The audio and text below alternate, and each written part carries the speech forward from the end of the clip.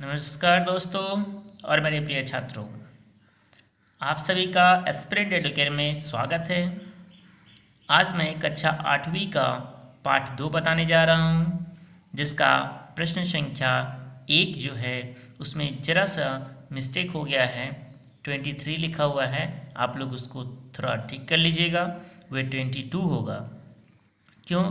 क्योंकि यहाँ पे 22 दिन का पठन पाठन दिया हुआ है और ये जो संख्याएं दी हुई है ये कुल 22 ही है, लेकिन यहाँ पे प्रश्न में दिया हुआ था 23, है ना। चलिए देखते हैं प्रश्न संख्या 1। पिछले वर्ष अप्रैल महीने में रोहित के स्कूल में 22 दिन का पठन पाठन हुआ था। रोहित उन 22 दिनों में अपनी कक्षा में छात्र छात्राओं की उपस्थिति की संख्या लिखकर रखा है। अब हमें क्या करना है, ये जो तथ्य हैं देखिएगा, 1 2 3 1 2 3 4 5 6 यानी कि 3 छत्रिक 18 और 4 22 है ना, इसलिए मैंने यहाँ पे 22 कर दिया। ओके, हम इस कच्चे तथ्य को टैली मार्क द्वारा सजाकर परिसंख्या विभाजन तालिका तैयार करें एवं उससे स्तंभ चित्र बनाएं। जी हाँ, स्तंभ चित्र बनाना है और टैली मार्क बनाना है। देखिए कैसे बनाते हैं। सबसे पहले आप 3 कॉलम बनाएंगे। पहला में लिखेंगे उपस्थित छात्रों की संख्या, या आप छात्रों की संख्या भी लिख सकते हैं जैसे कि मैंने लिखा है। दूसरा लिखेंगे टैली मार्क और तीसरा लिखेंगे दिनों की संख्या, है ना। अब देखिए 15 छात्रों की संख्या कितनी है, 15 वाले छात्र कितने दिन आए हैं आपके, 1 दिन आए हैं। 43 वाले कितने आए हैं, टोटल आपके 4 दिन आए हैं। 51 छात्र कितने दिनों तक आए हैं, कुल 8 दिन आए हैं। देखिएगा मैंने 4 लिख करके काट दिया है, यानी कि ये 5 हो गया, ये 6 7 8 है ना, ये 8 हो गया, ये इसलिए मैंने काट दिया। 47 छात्र कितने दिन आए हैं, 6 दिन। 1 2 3 4 कट किया तो 5 और 1 6 दिन आए हैं। 5 छात्र कितने दिन आए हैं, 1। 38 छात्र कितने दिन आए हैं, 1। 42 छात्र कितने दिन आए हैं, 1। कुल आपका हो गया 22, है ना। अब इसके द्वारा आपको क्या करना है, एक स्तंभ चित्र बनाना है। स्तंभ चित्र जिसको हम लोग इंग्लिश में बोलते हैं बार ग्राफ। हाँ देखिए बार ग्राफ कैसा होता है और आप कैसे बनाएंगे। पहले तो ये ले लेंगे आप दिनों की संख्या, और ये आपका होगा छात्रों की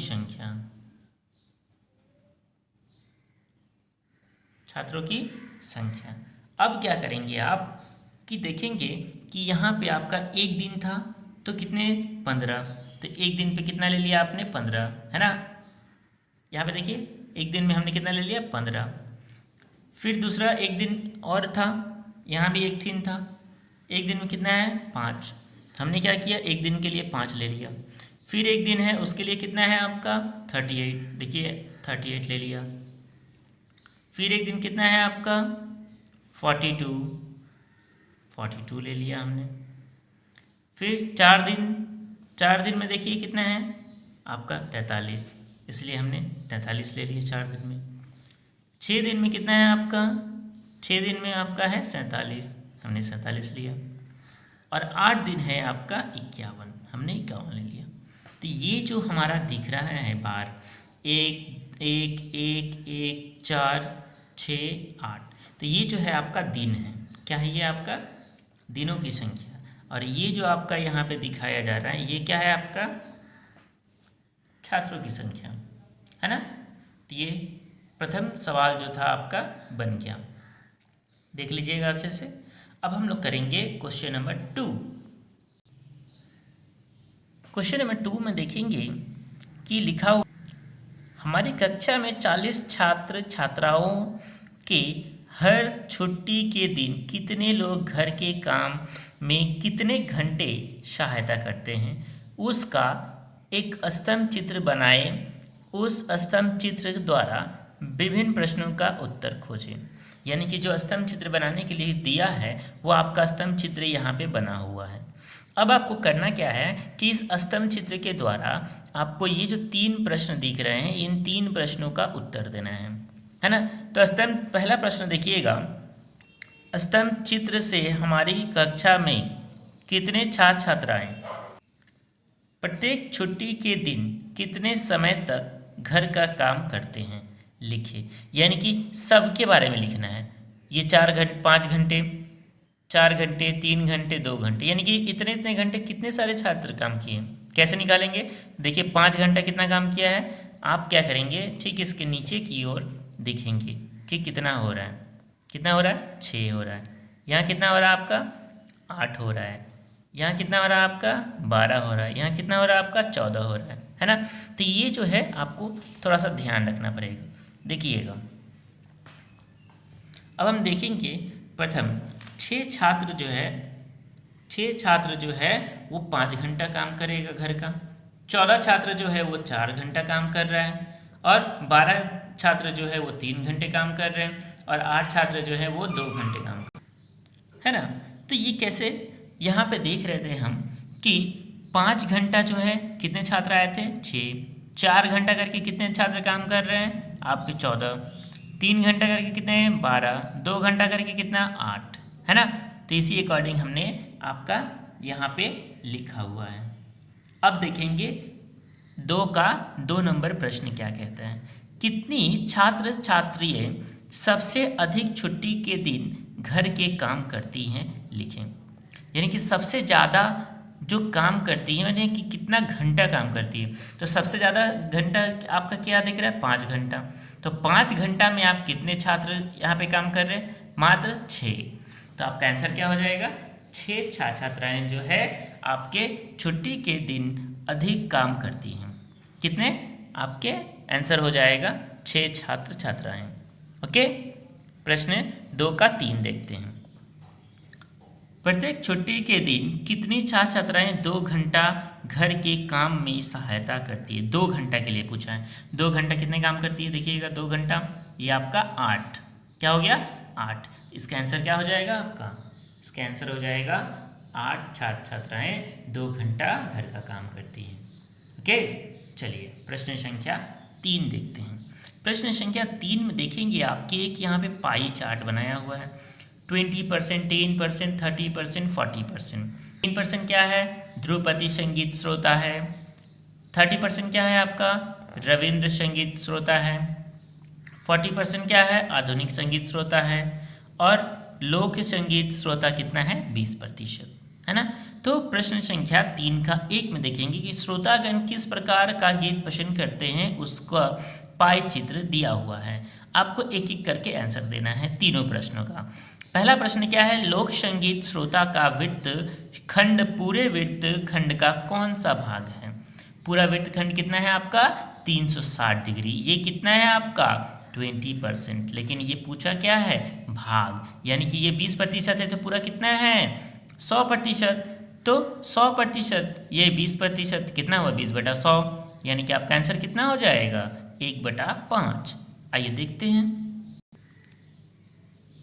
देखेंगे 20% लोक संगीत क्या करते हैं? श्रोता हैं, लोक संगीत श्रोता हैं। तो 20% अर्थात 20/100, यानी कि 20 से कम 20 और 20/25 100, 1/5 भाग। आंसर हो गया आपका। 2 नंबर प्रश्न आपका था कि पाई चित्र में किस किस गीत के श्रोता सबसे अधिक हैं? किस किस गीत के? यहाँ तो कोई एक ही होगा सबसे अधिक। जब भी आपसे सबसे अधिक पूछेगा तो सबसे अधिक एक ही होता है ना। तो चलिए देखते हैं सबसे अधिक कौन है। आधुनिक संगीत का श्रोता सबसे अधिक है। कैसे? क्योंकि वो कितना है आपका? 40% है, यानी कि 20% लोक संगीत है, 10% आपका ध्रुपदी है, 30% रविंद्र है और 40% आधुनिक है। आपसे प्रश्न में क्या पूछा था? आधुनिक। तो आधुनिक का कितना हो गया आपका? सबसे अधिक है ना। अब देखते हैं 3 का 3 नंबर। किस प्रकार के गीत के श्रोता सबसे कम है? सबसे कम आपको यहाँ पे क्या दिखाई दे रहा है? 10%। 10% किसके लिए है? ध्रुपदी संगीत का श्रोता है। तो आप आंसर क्या लिखेंगे? ध्रुपदी संगीत के श्रोता सबसे कम है ना। चलिए बी नंबर देखते हैं आप क्या है। बी नंबर प्रश्न में भी आपका एक पाई चित्र दिया हुआ है। ये 240 एंगल दिया हुआ है। ये प्रमोद दायक बोल रहा है। ये 90% दिया हुआ है, खेल कूद बता रहा है। और ये 20 डिग्री दिया हुआ है जिसको खबर, और 10 डिग्री दिया हुआ है जो तथ्यमूलक है ना। अब हमें इन प्रश्नों का उत्तर इस पाई चार्ट के द्वारा देना है, पाई चित्र के द्वारा देना है। खबर दर्शकों का वृत्तखंड कुल वृत्त का कौन सा अंश है? कुल वृत्त का आपका खबर दर्शकों का वृत्तखंड कितना है? ये 20 है और ये पूरा कितना है आपका 360। आइए देखिए कितना हो गया, तो 20 डिग्री बटा 360 डिग्री कितना होता है? 0 से 0 कट गया, 2 से काटिएगा तो 18 और ऊपर 1 नीचे 18, यानी कि 1/18 भाग है। कौन? खबर का। किसका? कुल भाग का, है ना। अब 2 नंबर प्रश्न देखिए। 2 नंबर प्रश्न है, किस प्रकार के कार्यक्रम के दर्शक सबसे अधिक है? किस प्रकार के कार्यक्रम के सबसे अधिक आपको यही वाला दिख रहा है ना, ये किसके लिए है? प्रमोददायक। आपका आंसर क्या हो जाएगा? प्रमोददायक। क्या हो जाएगा आंसर? प्रमोददायक। ओके, 3 नंबर देखेंगे। किस प्रकार के दर्शक सबसे कम है? अब इसमें सबसे कम कौन है? 10 डिग्री, यानी कि तथ्यमूलक, यानी कि उत्तर क्या हो जाएगा आपका? तथ्यमूलक, है ना। 4 नंबर देखिए प्रश्न क्या बोलता है। कुल दर्शकों के कितने भाग खेल कूद देखते हैं? कुल दर्शकों का कितना भाग खेल कूद देखते हैं? कितना है खेल कूद? 90 डिग्री, है ना। कुल कितना है? 360 डिग्री। देखिए कितना हो जाएगा? 90 डिग्री बटा 360 डिग्री, अर्थात आपका आंसर कितना आ गया? 1/4 भाग, है ना। 0 से 0 काट दिए, 9 चौका 36, 1/4 भाग हो गया आपका आंसर, है ना। चलिए अब देखते हैं प्रश्न संख्या 4। प्रश्न संख्या 4 में बोल रहा है कि पंचम श्रेणी में वार्षिक मूल्यांकन में शुभम के प्राप्तांक संख्या का प्रतिशत तालिका में लिखा गया है। हिंदी में 15, अंग्रेजी में 20, गणित में 30, परिवेश में 15 और शरीर शिक्षा और हस्तकला में 20, है ना। अब इससे आपको क्या करना है कि मूल्यांकन करना है और इसका प्रतिशत तालिका बनाना है, प्रतिशत निकालना है ना। तो ये 15 मिला है, कितना में मिला होगा?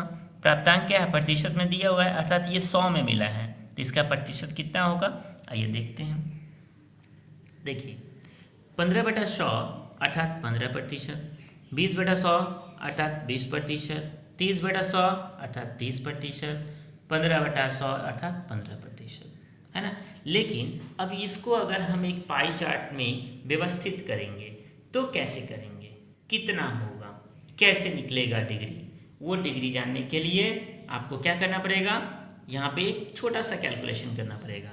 यानी कि आपका 15/100 जो था वो हिंदी के लिए था, 15 मार्क्स मिला था 100 में, आपको 360 में कितना मिलेगा, है ना। तो गुना कर दीजिए 360 से, सभी संख्याओं में 360 से गुना कर दीजिए, आपका क्या निकल जाएगा? डिग्री निकल जाएगा। तो 15/100 गुने 360 करते हैं तो 0 0 कट गया, 5 दूना 10, 5 3 15, 2 से 36 काटेगा 18, 18 3 54 डिग्री। ये कितना था? 20/100, तो 20/100 गुने 360, यानी कि 0 0 कट गया, 5 दूना 10, 5 चौके 20, 2 से फिर 36 को काटेंगे तो 18 आएगा, 18 का गुना 4 से करेंगे तो 18 चौक 72 डिग्री। फिर 30/100 गुने 360, 0 0 कट गया, 0 0 कट गया, 36 3 108, है ना। फिर कितना है? 15/100, यानी कि 15/100 गुने 360, 0 0 कट गया, 5 दूना 10, 5 3 15, 2 से 36 काटेंगे तो 18, 18 3 54, फिर से 54। ये आपका हो गया आंसर।